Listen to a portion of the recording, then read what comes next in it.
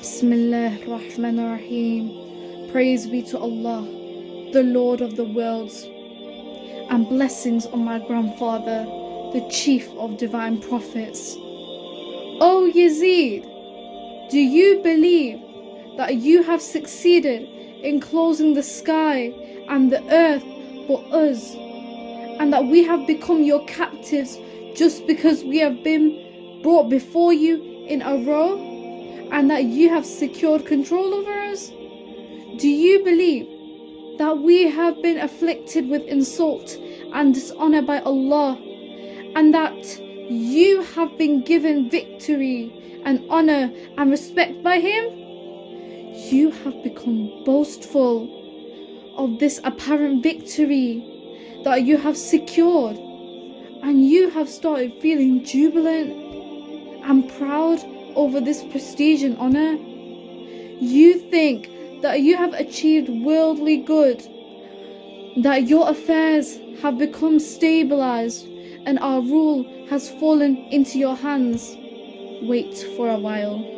Do not be so joyful. O son of freed slaves, is this your justice, that you keep your own daughters and slave maids veiled, while the daughters of the Prophet of Allah are being paraded from place to place exposed?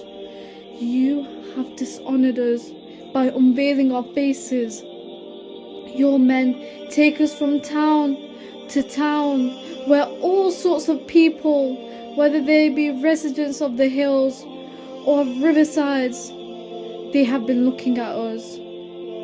The near as well as the remote ones, the poor as well as the rich, the low as well as the high, all casting their glances at us, while our position is such that there is no male relative of ours to render us help or support. O Yazid, whatever you have done proves your revolt against Allah and Islam, and your denial of His Prophet and the book and the Sunnah that the Prophet brought from Allah.